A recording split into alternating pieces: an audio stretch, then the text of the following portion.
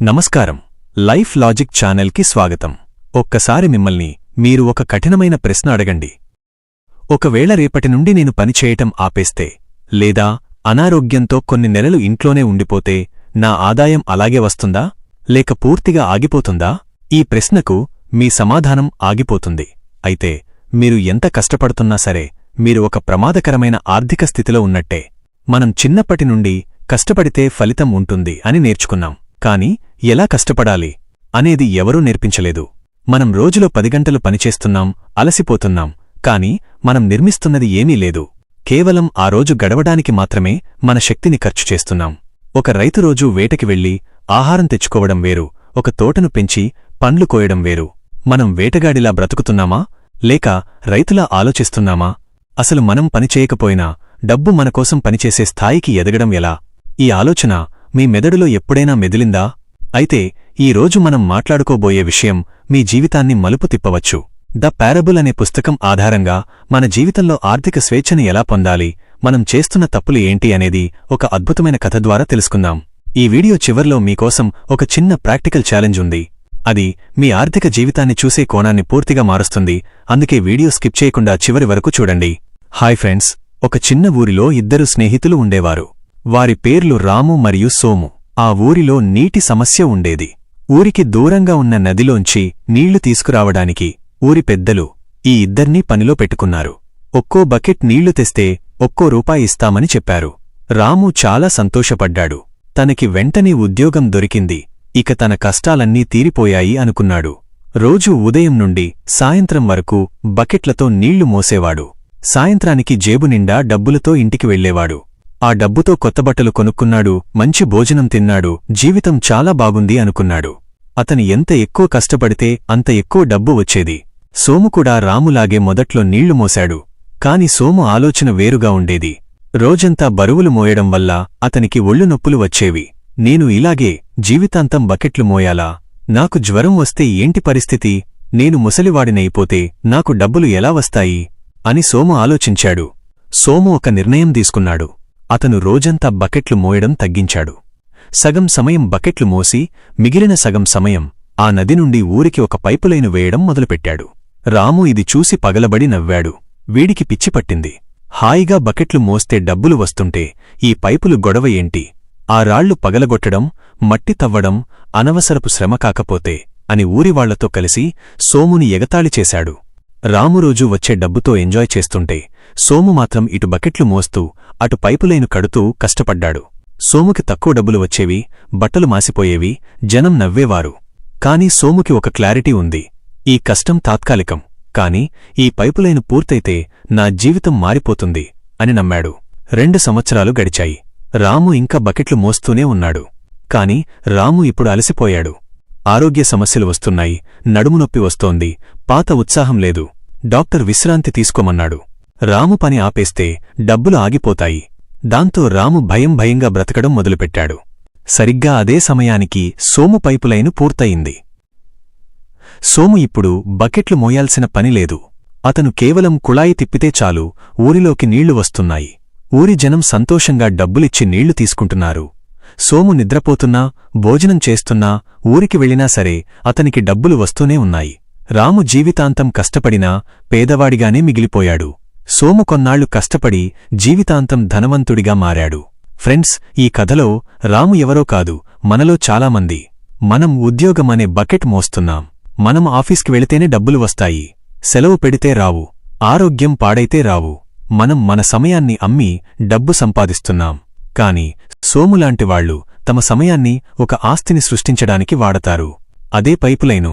మనం ఎందుకు రాములాగే ఉండిపోతున్నామంటే మన అలవాట్లు, మన భయాలు మనల్ని కట్టిపడేస్తున్నాయి. మనకి తక్షణ ఆనందం కావాలి.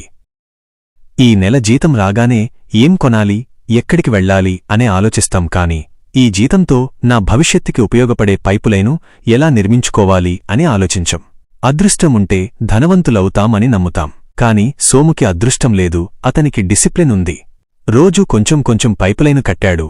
మనం కూడా మన జీవితంలో చిన్న మార్పులు చేసుకోవాలి. రోజుకి 1 గంట సోషల్ మీడియాలో టైం వేస్ట్ చేసే బదులు ఏదైనా కొత్త పని నేర్చుకోవడం, లేదా డబ్బుని ఎలా ఇన్వెస్ట్ చేయాలి అని తెలుసుకోవడం, లేదా ఒక చిన్న సైడ్ బిజినెస్ గురించి ఆలోచన చేయడం, ఇవన్నీ పైపులైను నిర్మాణంలో భాగాలే.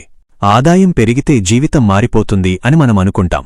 రాముకి కూడా ఎక్కువ బకెట్లు మోస్తే ఎక్కువ డబ్బు వచ్చింది, కాని అతని జీవితం మారలేదు, ఇంకా ఎక్కువ కష్టమైంది. ఆదాయం పెరిగినప్పుడు మన ఖర్చులు కూడా పెరిగిపోతాయి. అసలైన మార్పు ఎక్కడ వస్తుంది అంటే మన ఆలోచనా విధానంలో మార్పు వచ్చినప్పుడు. పేద ఆలోచన ఎలా ఉంటుందంటే డబ్బు వస్తే ఖర్చు పెట్టాలి అని. ధనవంతుల ఆలోచన ఎలా ఉంటుందంటే డబ్బు వస్తే దాన్ని పనిలో పెట్టాలి అని. మనం మన కంఫర్ట్ జోన్ని వదలడానికి ఇష్టపడాం. రాముకి బకెట్ మోయడం అలవాటైపోయింది. అది కష్టమే కాని అది అతనికి తెలిసిన కష్టం. పైపులైను వేయడం అనేది కొత్త కష్టం. అది రిస్క్. జనం నవ్వుతారు. ఫలితం ఎప్పుడు వస్తుందో తెలియదు. ఈ భయమే మనల్ని కొత్త అడుగు వేయకుండా ఆపుతుంది. కాని గుర్తుంచుకోండి, కంఫర్ట్ జోన్లో ఏ మొక్కా పెరగదు. మనం ఎదగాలంటే మనం కొంచెం అసౌకర్యాన్ని భరించాల్సిందే. మన దినచర్య మన భవిష్యత్తుని నిర్ణయిస్తుంది. మీరు ఉదయం లేచిన దగ్గర్నుండి రాత్రి పడుకునే వరకు ఏం చేస్తున్నారు అనేదే మీ రేపటిని డిసైడ్ చేస్తుంది. మీరు తీసుకునే ప్రతి చిన్న నిర్ణయం, అంటే ఆ 500 రూపాయలు ఖర్చు పెట్టాలా దాచుకోవాలా అనే నిర్ణయం, ఆ గంట సమయం టీవీ చూడాలా చదువుకోవాలా అనే నిర్ణయం, ఇవే మీ తలరాతను రాస్తాయి. ఫైనాన్షియల్ డిసిప్లిన్ అంటే పిసినారిగా బ్రతకడం కాదు, మన డబ్బుని మనకి బానిసగా మార్చుకోవడం. చాలామందికి ఏం చేయాలో తెలుసు, పొదుపు చేయాలని తెలుసు, అనవసర ఖర్చులు తగ్గించుకోవాలని తెలుసు, కొత్త విషయాలు నేర్చుకోవాలని తెలుసు, కానీ చేయరు. ఎందుకంటే ఎమోషనల్ రెసిస్టెన్స్. మార్పు అంటే భయం. మన మెదడు పాత పద్ధతులకే అలవాటు పడి ఉంటుంది. దాన్ని మార్చాలంటే కొంచెం మొండితనం కావాలి. సెల్ఫ్ కంట్రోల్ అనేది మోటివేషన్ కంటే గొప్పది. మోటివేషన్ ఉంటే ఒకరోజు చేస్తాం, సెల్ఫ్ కంట్రోల్ ఉంటే ప్రతిరోజు చేస్తాం. మన చుట్టూ ఉన్న వాతావరణం కూడా మన మైండ్ సెట్ని ప్రభావితం చేస్తుంది. రాము చుట్టూ ఉన్నవాళ్లు ఎగతాళి చేశారు. మన చుట్టూ కూడా అవసరమా నీకు ఇవన్నీ, ఉన్నదాంతో సంతోషంగా ఉండు అని వెనక్కి లాగేవాళ్లు ఉంటారు. వాళ్ల మాటలు వింటే మనం అక్కడే ఉండిపోతాం. రిచ్ థింకింగ్ అంటే బాధ్యత తీసుకోవడం. నా జీవితం నా చేతుల్లో ఉంది, ప్రభుత్వమో కంపెనీయో నన్ను కాపాడదు, నా పైపులైను నేనే కట్టుకోవాలి అని బాధ్యత తీసుకోవడం. పూర్ థింకింగ్ అంటే నాకు అదృష్టం లేదు, మా ఇంట్లో సపోర్ట్ లేదు, నా దగ్గర డబ్బు లేదు అని సాకులు వెతుక్కోవడం. మీ దగ్గర ఉన్నదాంతోనే ప్రయాణం మొదలుపెట్టవచ్చు. సోము దగ్గర కూడా మొదట్లో ఏమీ లేదు, కేవలం ఒక పార, ఒక ఆలోచన తప్ప. ఆర్థిక స్పష్టత మనకి మానసిక ప్రశాంతతను ఇస్తుంది. రేపు నా ఉద్యోగం పోయినా నాకు డబ్బొస్తుంది అనే ధైర్యం ఉంటే మనం ఎంత కాన్ఫిడెంట్గా ఉంటామో ఆలోచించండి. ఆ ధైర్యం ప్లానింగ్ వల్ల వస్తుంది. అద్భుతాలు రాత్రికి రాత్రి జరగవు. సోముకి పైపులైను వేయడానికి 2 ఏళ్లు పట్టింది. అది చాలా స్లో ప్రాసెస్. మనకి ఓపిక ఉండదు. ఈ రోజు ఇన్వెస్ట్ చేస్తే రేపే డబులైపోవాలి అనుకుంటాం. ఈ షార్ట్కట్ ఆలోచనే మనల్ని మోసాల పాలు చేస్తుంది. నెమ్మదిగా నిలకడగా వేసే అడుగులే గమ్యాన్ని చేరుతాయి. ఆర్థిక అక్షరాస్యత అంటే మనీ బేసిక్స్ నేర్చుకోవడం చాలా ముఖ్యం. డబ్బు ఎలా పనిచేస్తుంది, వడ్డీ అంటే ఏంటి, అసెట్ అంటే ఏంటి, లయబిలిటీ అంటే ఏంటి అని తెలుసుకోవడం మన విధి. ఇది స్కూల్లో నేర్పించరు, మనమే నేర్చుకోవాలి. మీరు ఇప్పుడు ఎలాంటి పరిస్థితుల్లో ఉన్నా సరే మీ జీవితాన్ని రీడిజైన్ చేసుకునే శక్తి మీ చేతుల్లో ఉంది. మీ గతం మీ భవిష్యత్తుని నిర్ణయించదు. ఈ క్షణం మీరు తీసుకునే నిర్ణయం మీ భవిష్యత్తుని మారుస్తుంది. అవేర్నెస్ అంటే స్పృహ చాలా ముఖ్యం. నేను బకెట్ మోస్తున్నానా, పైపులైను కడుతున్నానా అని మిమ్మల్ని మీరు ప్రశ్నించుకోండి. ఆ ప్రశ్నే మిమ్మల్ని నిద్రలేపుతుంది. వ్యక్తిగత బాధ్యత తీసుకోవడమే నిజమైన పవర్. ఎవరినో నిందించడం వల్ల మనకి వచ్చేది ఏమీ లేదు, కోపం తప్ప. అదే బాధ్యత తీసుకుంటే మనకి పరిష్కారం దొరుకుతుంది. మీ ఆలోచన మారితే మీ జీవితం మారుతుంది. ఇది కేవలం మాటల గారడీ కాదు, ఇది ఒక సైన్స్. మీరు పేదరికంలో పుట్టి ఉండొచ్చు, కాని పేదరికంలో చనిపోకూడదు అనేది మీ చేతుల్లోనే ఉంది. ఈ పాయింట్ మీకు కనెక్ట్ అవుతుంటే మన లైఫ్ లాజిక్ ఛానల్ని ఇప్పుడే సబ్స్క్రైబ్ చేసుకుని సపోర్ట్ చేయండి. అలాగే లైక్ చేయడం మర్చిపోకండి. మీరు ఇచ్చే లైక్ ఈ విషయాన్ని మరింత మందికి చేరవేస్తుంది. అలాగే సబ్స్క్రైబ్ చేసుకోవడం ద్వారా ఇలాంటి ప్రాక్టికల్ విషయాలు మీరు రోజూ తెలుసుకోవచ్చు. మీ స్నేహితులకు కూడా షేర్ చేయండి. ఎందుకంటే మనం బాగుపడటంతో పాటు మన చుట్టూ ఉన్నవాళ్లు కూడా బాగుపడితే ఆ ఆనందం వేరుగా ఉంటుంది. ఇప్పుడు మనం వీడియో ప్రారంభంలో చెప్పుకున్న ఆ ఛాలెంజ్ గురించి మాట్లాడుకుందాం. ఈ ఛాలెంజ్ పేరు లీకేజ్ ఫైండర్. ఈ రోజు రాత్రి మీరు పడుకునే ముందు గత వారం రోజుల్లో మీరు చేసిన ఖర్చులను ఒక పేపర్ మీద రాయండి. చిన్న టీ ఖర్చు నుండి పెద్ద ఖర్చుల వరకు అన్నీ రాయండి.